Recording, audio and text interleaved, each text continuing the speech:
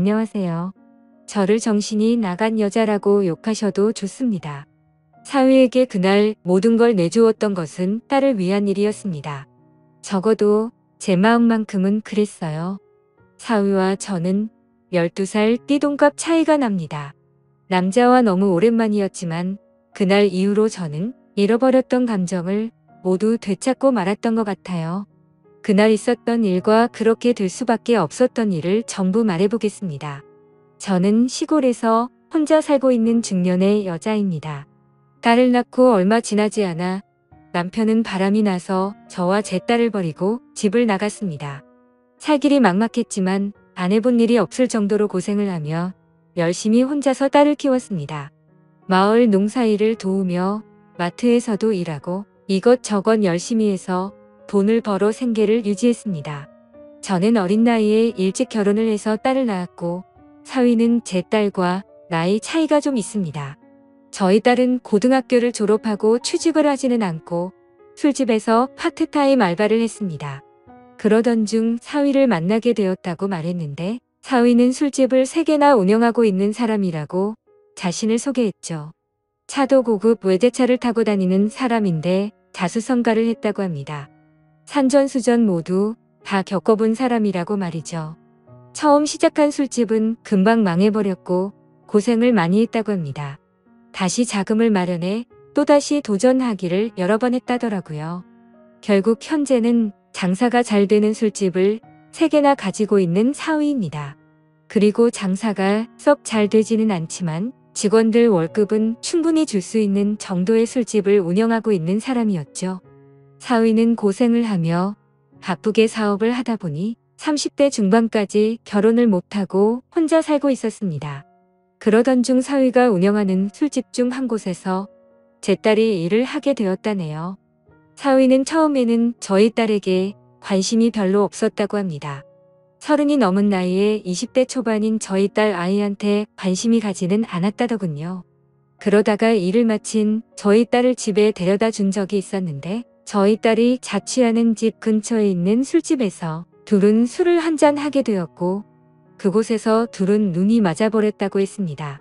그날 이후로 사위와 딸은 동거를 시작하게 되었고 저희 딸은 돈을 아낄 줄 모르는 아이였기 때문에 그때 당시 빚이 많았다는데 그 빚을 사위가 다 갚아주었다고 하더군요. 제 입장에서도 참 고마운 사람이었습니다. 사위는 그 일에 대해서 덤덤하게 말하더군요. 본인에게는 그 돈이 큰 돈이 아니었다고 말이죠. 딸은 저에게 입이 마르도록 사위 칭찬을 했습니다. 저도 마찬가지로 사위에게 늘 고맙다고 말했어요.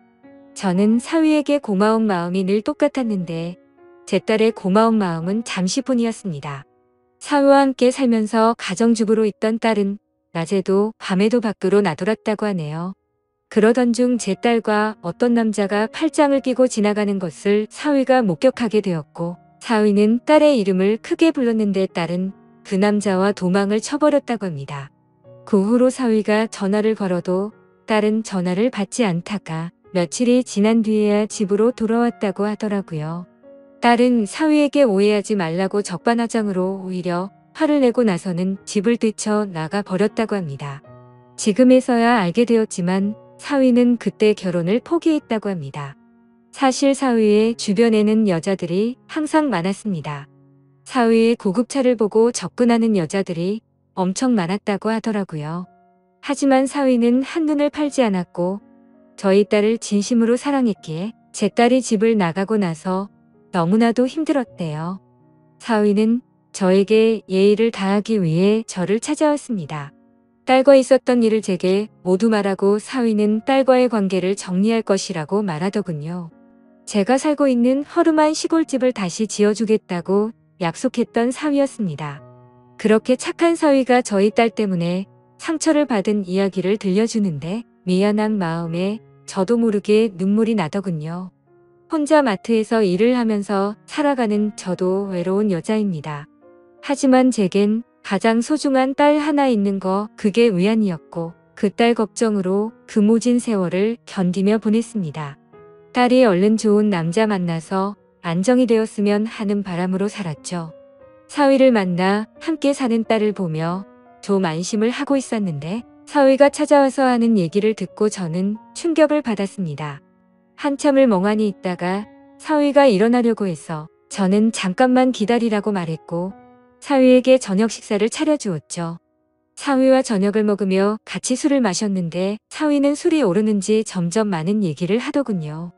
사위는 저희 딸이 집을 나가서 너무 힘들다는 얘기도 했습니다.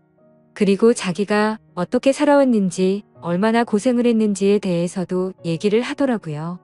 사위가 고생한 얘기를 할 때는 저도 눈물이 나더라고요. 저도 사위 못지않게 고생을 하고 살았던 것이 생각나 동병상련의 마음으로 울었습니다. 술에 취해서 그랬던 건지 사위도 울고 저도 울었습니다. 사위는 제가 얘기를 잘 들어줘서 고맙다고 하더군요. 저는 사위가 고마웠습니다. 딸과 짧은 기간 동거를 했을 뿐인데 사위는 저에게 예의를 다하기 위해 저를 찾아왔으니까요. 사위는 결국 딸과 헤어질 수밖에 없다고 얘기를 했고 저는 사위에게 뜻대로 하라고 말했습니다. 그리고 울고 있는 사위를 토닥여주며 안아주었습니다. 못된 딸 때문에 상처 줘서 미안하다며 사위를 안고 저는 이렇게 위로해 주었습니다. 이 말에 사위는 어린아이처럼 엉엉 울더라고요. 사위는 한참을 울더니 누가 먼저라고 할 것도 없이 저와 사위는 사고를 치고야 말았습니다. 저는 너무 부끄러웠습니다. 하지만 사위가 원하는 대로 하도록 해주는 것이 딸의 죄를 조금이라도 씻어주는 길이라고 생각했습니다. 물론 사실 저도 좋았습니다. 어떤 남자도 저에게 주지 못했던 감정을 사위가 저에게 주었습니다. 다음 날 아침 저는 사위에게 식사를 차려주었는데 사위는 허기가 졌는지 허겁지겁 식사를 했습니다. 그 모습을 볼 때 제 마음은 너무도 흐뭇했습니다. 밥을 먹고 사위는 돌아가게 되었죠. 저는 사위를 보낼 때 이상한 마음이 들었습니다. 딸을 걱정하고 사위에게 미안한 것이 아니라 사위가 가는 것이 아쉬웠습니다.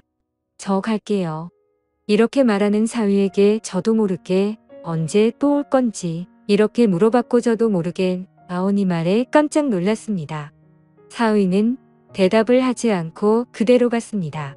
사위는 그날 집으로 돌아가서 딸의 짐을 모두 밖에 내놓고 딸에게 짐 가져가라고 연락을 씁니다. 딸은 별말 없이 가서 짐을 가지고 갔는데 사위는 그렇게 마음이 아프지 않았다고 합니다. 그날 이후로 사위를 다시 볼 수 없을 거라 생각했습니다. 하지만 사위는 일주일에 3번 정도 저를 찾아왔습니다.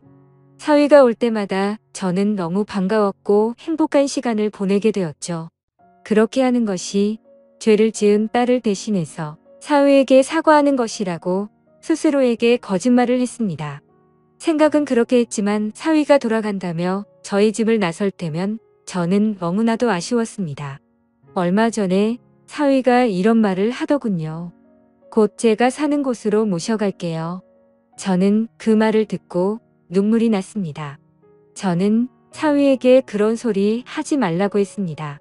딸을 대신해 자네에게 사죄를 한 것일 뿐 다른 욕심은 없다고 말했습니다. 사위는 그냥 그런 줄 알고 계세요. 이렇게 말하는데 저도 모르게 눈웃음을 치게 되더군요.